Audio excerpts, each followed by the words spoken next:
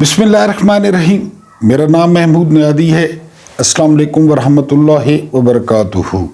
आज 19 फरवरी है, दिन है बुध का, और पाकिस्तान में इस वक्त तकरीबन रात के 9 बज रहे हैं।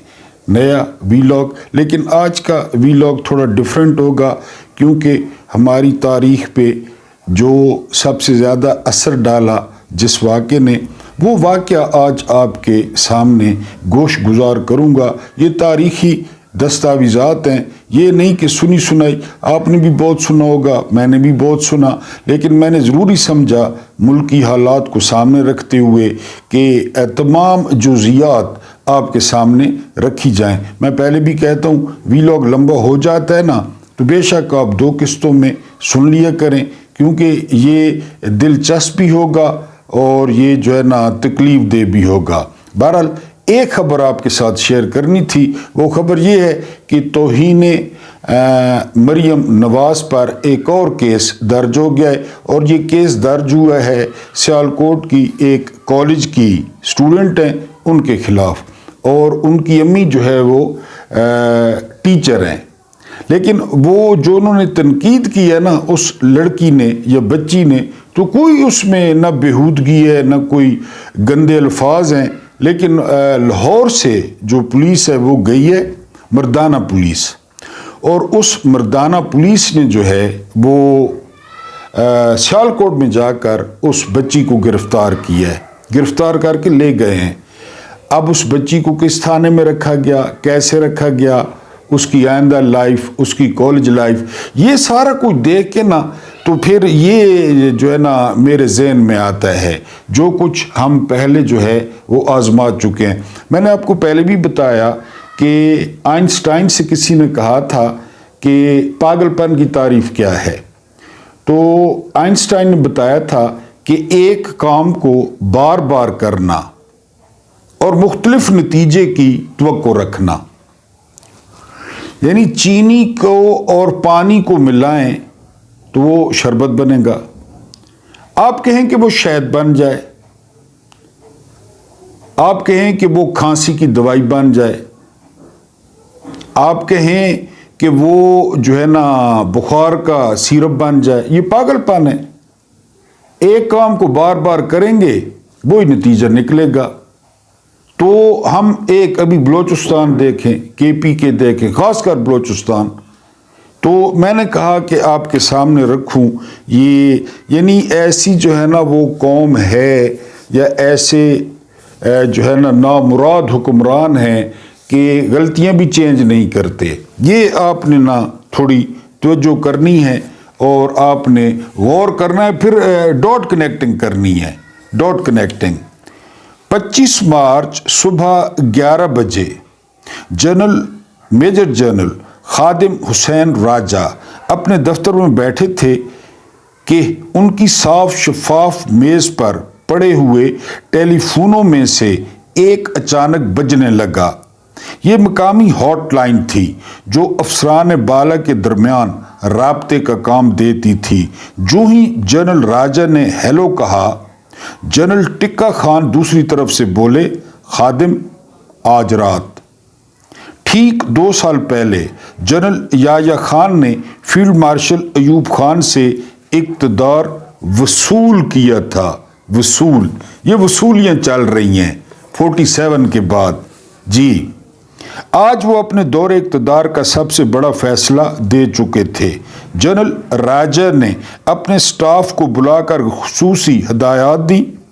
ऊंची सतह पर शायद ये एक्शन मामूल की कार्रवाई समझा गया हो, लेकिन निचली सतह पर जब ये खबर मुतल्लिका हजरात तक फैली या पहुंची तो खासी हलचल मच गई।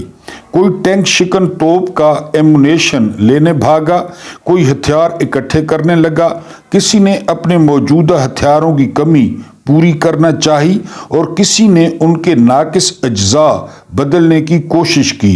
29 कैवलरी के चंद अफराद जो कुछ रोज पहले रंगपुर से आए थे, वर्कशॉप में पड़े हुए 6 जंग आलूद टैंकों M24 को साफ करने लगे। अगरचे ये टैंक जंग लड़ने के काबिल न थे, मगर ढाका की सड़कों पर शोर मचाने के लिए काफ़ी थे। 14 डिवीज़न के स्टाफ ने ढाका से बाहर छावनियों को ऑपरेशन सर्च लाइट के मुतालिक एक मखसूस कोड के ज़रिए इतला देना शुरू कर दी। इस कार्रवाई के लिए 24 और 25 मार्च की दरमियानी रात 1 बजे का वक्त मुकर्रर किया गया। वक्त के तयन में मसलियत ये थी कि उस वक्त तक जनरल याह्या खान बखैर आफियत कराची पहुंच चुके होंगे। ये चीफ है कि पहले मुझे कराची पहुंचने देना है। ऑपरेशन सर्च लाइट के मंसूबे के मुताबिक ढाका में 3 हेडक्वार्टर कायम किए गए। एक के इंचार्ज मेजर जनरल रऊ फरमान अली थे, उनके ज़िम्मे ढाका शहर था। उनके वसाइल में ब्रिगेडियर अरबाब 57 ब्रिगेड था। दूसरे हेडक्वार्टर के इंचार्ज मेजर जनरल खादिम हुसैन राजा थे, जिन्होंने 57 ब्रिगेड के अलावा बकिया 114 डिवीज़न के ज़रिए सारे सूबे को कंट्रोल करना था। इसके अलावा लेफ्टिनेंट जनरल टिक्का खान ने जनरल फरमान और जनरल राजा की कारकर्दगी पर मजमूई तौर पर डिसिप्लिन नज़र रखने के लिए मार्शल लॉ हेडक्वार्टर में रात जाग कर गुजारने का फैसला किया। ये तीसरा हेडक्वार्टर दारुल हुकूमत सानी के इलाके में वाक़ था। कार्रवाई से चंद रोज़ कबल मगरबी पाकिस्तान से मेजर जनरल इफ्तिखार जंजुआ और मेजर जनरल अबू बकर उस्मानी मिठा को ढाका भेजा गया था, ताकि वो ज़रूरत पड़ने पर मेजर जनरल खादिम हुसैन राजा और मेजर जनरल रऊ फरमान की जगह जिम्मेदारियां संभाल सकें। ये एहतियात इसलिए बरती गई कि थोड़ा अरसे पहले तक ये दोनों अफसर लेफ्टिनेंट जनरल साहिबजादा याकूब खान की टीम के अहम रुकन थे। जनरल याकूब खान इस्तीफ़ा दे के जा चुके थे, मगर डर था कि कहीं ये दोनों फौजी कार्रवाई करने से इनकार न कर दें, क्योंकि साहिबजादा याकूब खान फौजी कार्रवाई के खिलाफ थे। इस शक की तस्दीक करने के लिए जनरल याह्या खान और उनके करीबी हलकों ने कई तरीके इख्तियार किए, हत्ता कि उनके हम नवालो हम प्याला दोस्त जनरल अब्दुल हमीद ने जनरल फरमान और जनरल राजा की बेगमों से पूछा कि आपके शोहरों के ख्यालात क्या हैं। जब ये बात जनरल फरमान और जनरल राजा तक पहुंची तो उन्होंने जनरल हमीद को यकीन दिलाया कि हम आपके फरमान के खादिम हैं। मेरे जैसे अदना अफसर 10 बजे रात जनरल टिक्का खान के हेडक्वार्टर में जमा होना शुरू हो गए। जब मैं वहां पहुंचा तो दफ्तर के अहाते में सोफे और आरामदेह कुर्सियां बिछाई जा रही थीं और रात भर के लिए चाय और कॉफ़ी का इंतज़ाम किया जा रहा था। मेरे ज़िम्मे कोई ख़ास फ़राइज़ न थे, सिर्फ हाजिर रहने को कहा गया था। मैं एक कुर्सी घसीट कर बैठ गया। सोफ़ों और कुर्सियों के पास एक जीप खड़ी थी जिसमें वायरलेस सेट नस्ब थे। ये बैरूने खाना ऑपरेशन रूम था, जिसमें जनरल टिक्का खान, जनरल मिठा और चंद और हजरात तशरीफ़ फरमा थे। ठंडी चांदनी में डूबा हुआ शहर सो रहा था और मौसम बहार की खुनक हवा मेरे गालों को छूकर गुजर रही थी। बाहर जितना सुकून था, मेरे अंदर उतना ही ज़्यादा तूफान था। मैं सोचने लगा, ये खुशगवार रात खून की होली खेलने के लिए कतई नामुनासिब है। मुसल्लह अफवाज के अलावा अगर कुछ और लोग उस रात सरगर्म अमल थे तो वो अवामी लीग के कायदीन और उनकी प्राइवेट आर्मी थी।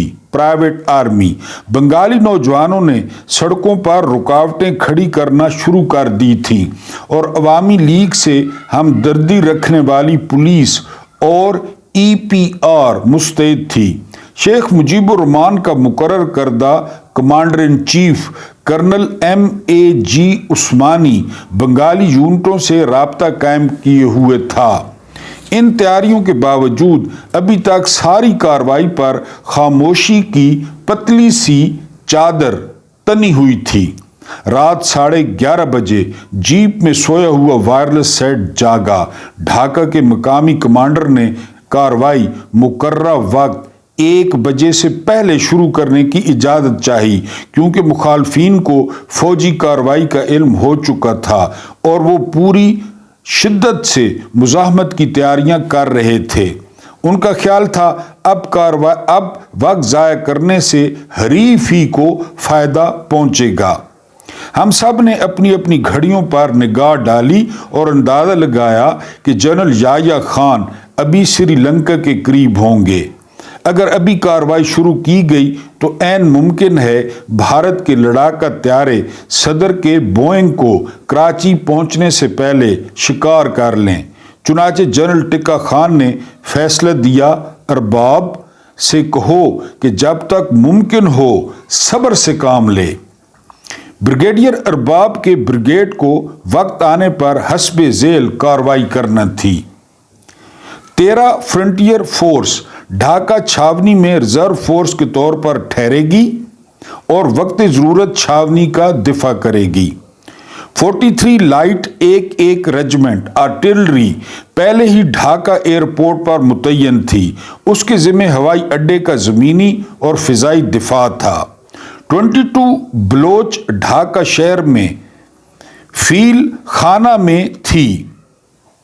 یہاں ایسٹ پاکستان رائفلز کا ہیڈ کوارٹر تھا۔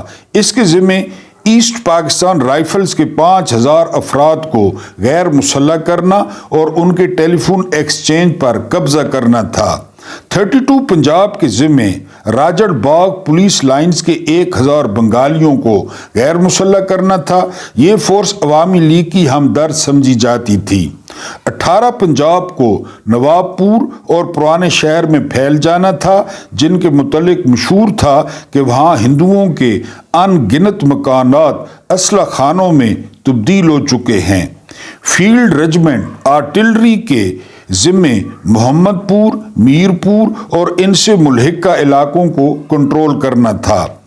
18 پنجاب، 22 بلوچ اور 32 پنجاب کی ایک کمپنی پر مشتمل ایک خصوصی فورس تیار کی گئی تھی، جس کے ذمہ اقبال ہال اور جگن ناتھ ہال کو، جو عوامی لیگ کے حامیوں کے گڑھ سمجھے جاتے تھے، باغیوں سے صاف کرنا تھا۔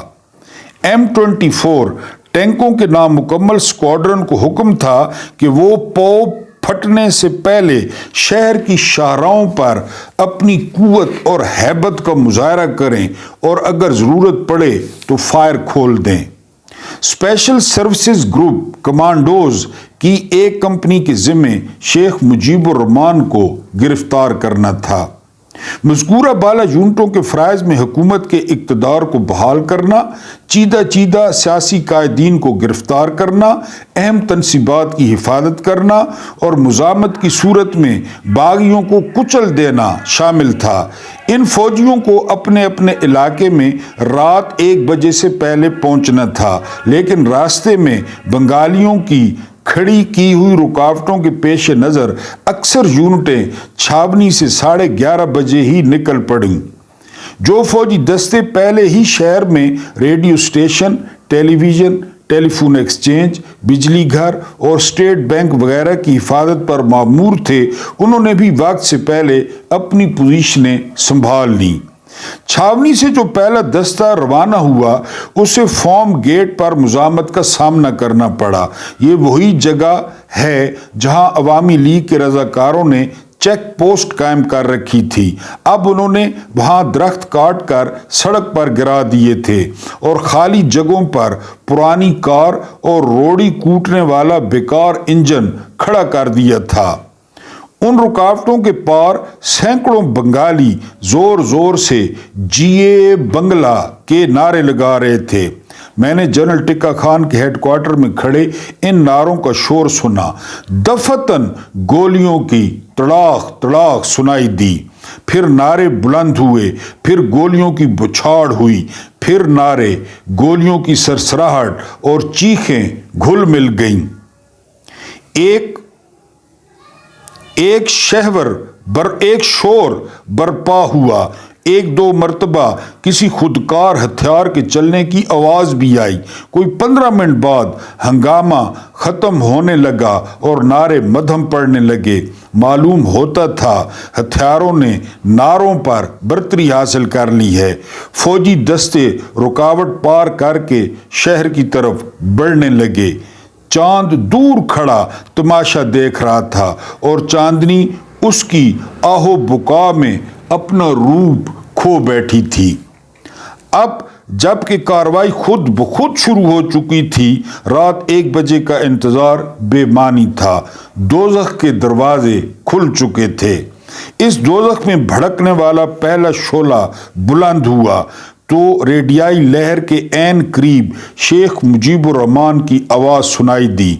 उसने अवामी जमहूरिया बांग्लादेश की आज़ादी का ऐलान कर दिया। रेडियो पर आवाज़ से ज़ाहिर होता था कि ये पैगाम पहले से रिकॉर्ड किया हुआ है। इसका मुकम्मल मतन भारतीय वजारत ख़ारजा की मुरतब करदा बांग्लादेश की दस्तावेज़ात में यूं दर्ज है। शायद ये मेरा आखिरी पैगाम हो। मैं आपको बता देना चाहता हूँ कि आज से बांग्लादेश आज़ाद है। मैं अवाम से अपील करता हूँ कि वो जहाँ भी हों और जो वसाइल भी रखते हों, गासिब फ़ौज का उस वक्त तक मुकाबला करें जब तक कि बांग्लादेश की धरती से पाकिस्तान का आखिरी सिपाही निकल नहीं जाता। जब तक आप मुकम्मल कामयाबी हासिल न कर लें, अपनी जंग जारी रखें। ये पैगाम रेडियो पे आ गया। मैं मुजीब का ये पैगाम न सुन सका, अलबत्ता मैंने उस रॉकेट लॉन्चर का धमाका ज़रूर सुना जो कमांडोज ने मुजीब के घर जाते हुए एक रुकावट को दूर करने के लिए फायर किया था। उस कमांडो प्लाटून में commanding officer lieutenant colonel Z Khan और कंपनी कमांडर मेजर बिलाल बनफ्से नफीस मौजूद थे। जो ही वो मुजीब के मकान के करीब पहुंचे, वहां गेट पर मुतय्यन हिफाजती रजाकारों ने फायर खोल दिया। ये रजाकार पेशावर सिपाहियों का मुकाबला क्या करते, चंद लम्हों में हिम्मत हार बैठे और कमांडोज 4 फुट ऊंची दीवार फांद कर सेन में उतर गए। उन्होंने अपनी आमद का ऐलान स्टेन गन का एक ब्रस्ट फायर करके किया। बुलंद आवाज से मुजीब को बाहर आने को कहा, मगर कोई जवाब ना आया। बिलाखिर वो जबरदस्ती अंदर दाखिल हुए और मुजीब के बेडरूम के पास जा पहुंचे। दरवाजे पर ताला पड़ा था जिसे गोली मारकर नीचे गिरा लिया गया। मुजीब ने फौरन अपने आप को गिरफ्तारी के लिए पेश कर दिया। उनके लिबास और मूड से यूं लगता था कि वो पहले से तैयार बैठे थे। सिपाहियों ने फौरन उन्हें और घर के बाकी अफराद को हिरासत में ले लिया और जीपों में बिठाकर ज़ेरे तामीर दारुल हुकूमत सानी में ले आए। चंद मिनट बाद जनरल टिक्का खान के हेडक्वार्टर में खड़ी जीप के वायरलेस सेट पर 57 ब्रिगेड के ब्रिगेडियर मेजर जाफर की आवाज़ साफ सुनाई दी।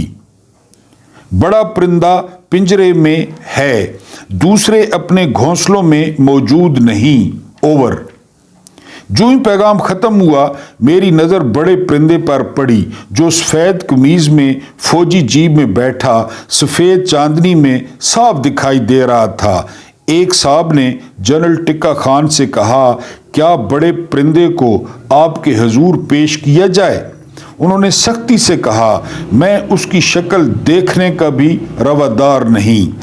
मुजीबुर रहमान को खुली जीप में बिठाकर शबबाशी के लिए छावनी भेज दिया गया और उनके घरेलू मुलाजमों को शनाख्त के बाद रिहा कर दिया गया।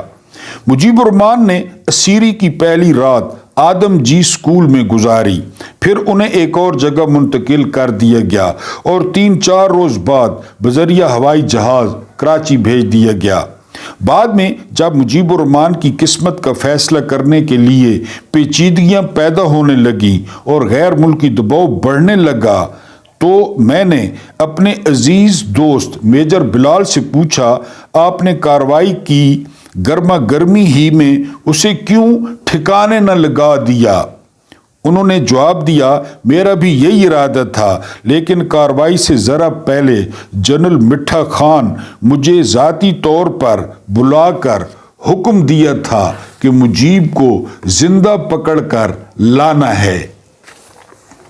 جب مجیب الرحمان آدم جی اسکول میں آرام دہ بستر پر دراز تھا تو ڈھاکہ شہر خانہ جنگی کی لپیٹ میں آ چکا تھا۔ میں مارشل لاء ہیڈ کوارٹرز کے برآمدے میں کھڑا 4 گھنٹے تک یہ جگر خراش منظر دیکھتا رہا۔ شعلے کبھی ماتمی لباس پہنے دھوئیں کے بادلوں میں منہ چھپاتے اور کبھی بھاگ کر آسمان میں پناہ لینے کی کوشش کرتے، کبھی وہ چاند کی طرف لپکتے اور کبھی ستاروں کو اپنی بپتا سنانے کو دوڑتے، لیکن وہ کہیں بھی پہنچ نہ پاتے۔ زمین سے اٹھتے، تھوڑی دور بلند ہوتے اور پھر بے اثر آہوں کی طرح ہوا میں تحلیل ہو جاتے۔ اس چٹکی ہوئی چاندنی میں میں عالم تاب تھر تھر کانپ رہا تھا کہ جب مجھے گواہی کے لیے بلایا گیا تو رب ذوالجلال کے حضور کیا جواب دوں گا۔ دھوئیں کے بلند ترین بادل اور پھنکارتے ہوئے شعلے یونیورسٹی کیمپس سے بلند ہو رہے تھے۔ اس کے علاوہ شہر کے دوسرے حصوں بالخصوص روزنامہ دی پیپل کی عمارت سے تباہی کے آثار نظر آ رہے تھے۔ بعض حصوں سے مختلف ہتھیاروں کے فائر کرنے کی آواز بھی سنائی دے رہی تھی۔ رات 2 بجے کے قریب ایک بار پھر وائرلیس سیٹ نے ہمیں اپنی جانب متوجہ کیا۔ میں قریب ہی کھڑا تھا، پیغام سننے کے لیے رسیور اٹھایا۔ دوسری طرف سے ایک کپتان بولا، مجھے اقبال ہال اور جگن ناتھ ہال میں سخت مزاحمت کا سامنا کرنا پڑ رہا ہے۔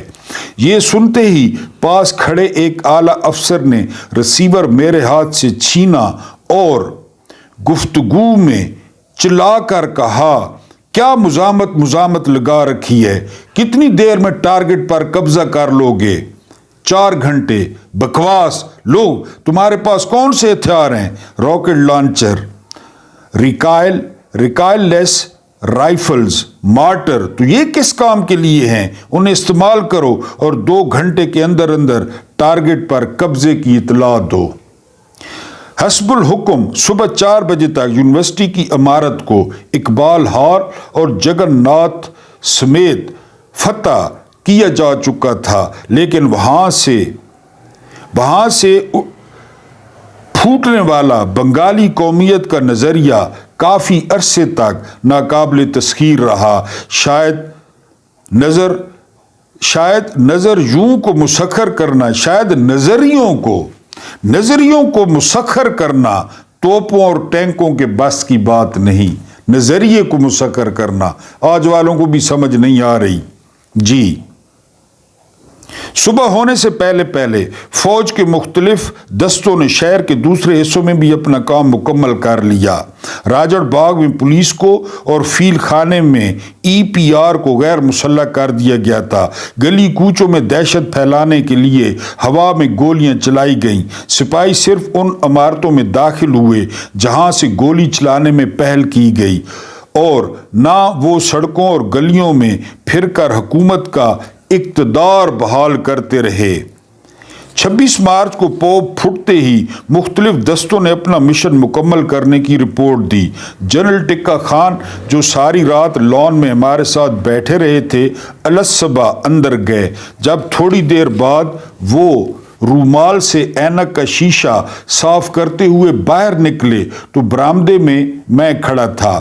انہوں نے ادھر ادھر نگاہ دوڑائی اور خود کلامی کے لہجے میں فرمایا، آخا کوئی بھی تو نہیں۔ میں نے باہر سڑک پر نظر ڈالی، واقعی وہاں کوئی بنی نوع انسان کا نام و نشان تک نہ تھا، صرف ایک آوارہ کتا تھا جو دم دبائے شہر کی طرف بھاگا جا رہا تھا۔ دن چڑھتے بھٹو کو ہوٹل انٹرکانٹیننٹل سے بحفاظت ایئرپورٹ پہنچایا گیا۔ وہاں انہوں نے VIP لاؤنج میں گزشتہ رات کی کارروائی پر تبصرہ کرتے ہوئے بریگیڈیئر ارباب سے کہا، خدا کا شکر ہے کہ پاکستان بچ گیا ہے۔ کراچی پہنچنے پر انہوں نے پھر یہی جملہ دہرایا۔ دائرہ وزارت عظمیٰ ملنی تھی۔ جب مسٹر بھٹو یہ پر امید تبصرہ کر رہے تھے، میں اس وقت یونیورسٹی کیمپس میں ان قبروں کا جائزہ لے رہا تھا جن میں کئی مردے ठोंस दिए गए थे। मैंने वहां 5 से 15 मीटर कुतर के 3 गड्ढे देखे। इन गड्ढों में पड़ी हुई मट्टी उन खाक के पुतलों की बेबसी का पता दे रही थी जो बेकफन इनमें दफन थे। मैंने वहां मौजूद फौजी अफसरों से हलाक होने वालों की तादाद पूछी, लेकिन किसी ने सीधा जवाब न दिया। मैं यूनिवर्सिटी का चक्कर लगाता हुआ जगन्नाथ हॉल और इकबाल हॉल गया, जिनके मुतालिक मैंने मार्शल लॉ हेडक्वार्टर के बरामदे में खड़े खड़े अंदाजा लगाया था कि वो ज़मीन बोस हो चुके होंगे। यहाँ कर देखा तो दोनों इमारतें बुतों की तरह जूं की तूं खड़ी थीं। इकबाल हॉल पर 2 और जगन्नाथ हॉल पर 3 रॉकेटों के निशान थे। उनके बाज़ कमरे झुलसे हुए थे, कहीं कहीं किवाड़ जलकर गिर चुके थे।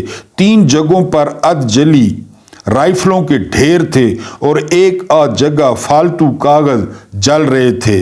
अगरचे नुकसान संगीन था, ताम इतना न था जितना मैंने क्यास किया था। गैर मुल्की अखबारों ने क्यास रायों से काम लेते हुए कहा कि यूनिवर्सिटी में हजारों अफराद मौत के घाट उतारे गए। फौजी अफसरों ने हलाक शुदगान की तादाद 100 के लगभग बताई। सरकारी तौर पर सिर्फ 40 अमवात की तस्दीक की गई। जब जंग शुरू होती है ना, तो सबसे पहला कत्ल वो सच का होता है, ये ज़हन में रखना है। यूनिवर्सिटी से निकलकर मैं शहर के मुख्तलिफ हिस्सों में गया। रास्ते में कभी किसी फुटपाथ पर और कभी किसी गली के मोड़ पर मुझे इक्का दुक्का लाश नजर आई। लाशों के वो अंबार जिनके किस्से मैंने बैरूनी अखबारात में पढ़े मुझे कहीं नजर ना आए। ताहम मैंने जो कुछ देखा इससे मुझे मतली सी आने लगी और मेरा दिल बैठने लगा। मैं इस तजर्बे को ज्यादा देर जारी न रख सका और वहां से चल दिया। पुराने शहर की बाज गलियों में अब भी रुकावटें मौजूद थीं, मगर इन पर पहरा देने वाले गायब हो चुके थे। रात की फायरिंग से सख्त खौफजदा होकर हर फर्द अपने घर में दुबक कर बैठ गया था। मुझे कोई शख्स कहीं नजर ना आया, अलबत्ता एक गली की नुक्कड़ पर एक साया सा दिखाई दिया जो किसी बिछड़ी हुई रूह की तरह बेकरार था। वो देखते ही देखते साथ वाली गली में गायब हो गया। शहर का चक्कर लगाने के बाद मैं धान मंडी गया, जहां मुजीबुर रहमान का घर वाक़ था। मुजीब के घर पर वीरानी ही वीरानी थी। उसे देखकर दश्त याद आ रहा था। मुख्तलिफ अशिया इधर उधर बिखरी पड़ी थीं, जिससे अंदाजा होता था कि घर की भरपूर तलाशी ली गई है। इस कबाड़ में कोई काबिल जिक्र शय नजर ना आई। जी, ये इल्ला ये कि रविंद्रनाथ टैगोर की कद आवर तस्वीर ऊंधे मुंह पड़ी फर्श चाट रही थी। मैंने उसे सीधा करके देखा। शीशे का फ्रेम कई जगहों से टूट चुका था, मगर इसकी शबीह को कोई नुकसान न पहुंचा था।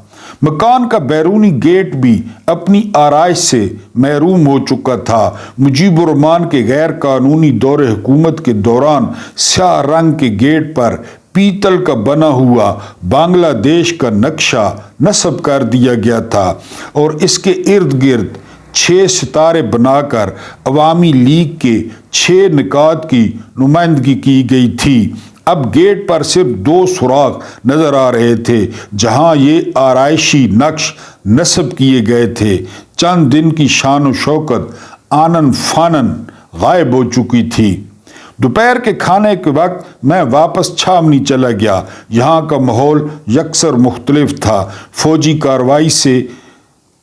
कार्रवाई से बहुत से फौजी अफसरों के दिल हल्के हो गए थे। फिजा का बोझलपन गायब हो चुका था। ऑफिसर्स मेस में हल्की फुल्की गुफ्तगू में इत्मीनान और सुकून की लहर थी। कैप्टन चौधरी ने कीनू छीलते हुए कहा, बंगालियों को खूब सबक सिखा दिया गया है। कम से कम एक नस्ल तक तो सर नहीं उठाएंगे। यही गलतफहमी होती है। मेजर मलिक ने गिरा लगाई। जी हां, उनकी तारीख शायद है कि वो सिर्फ طاقت کی زبان سمجھتے ہیں۔ یہ 2 پارٹس میں ہے۔ اگر آپ کو پسند آیا، آپ نے کومنٹس میں فرمائش کی، تو میں سرچ لائٹ آپریشن 2 وہ آخری حصہ ہے، وہ بھی آپ کے سامنے بیان کروں گا۔ سوچنا ہے، ڈاٹ کنیکٹنگ کرنی ہے، کیا ہو رہا ہے، اب کیا ہو رہا ہے، توہین مریم، پرچے۔ اللہ پاک آپ کو آسانیاں عطا فرمائے، آسانیاں بانٹنے کی توفیق عطا فرمائے۔ میرا رب کریم آپ کے اور میرے مرحومین کی مغفرت فرمائے، ان کے ساتھ عدل کا نہیں، رحم کا اور احسان کا معاملہ فرمائے۔ مجھے برداشت کرنے کا بہت بہت شکریہ۔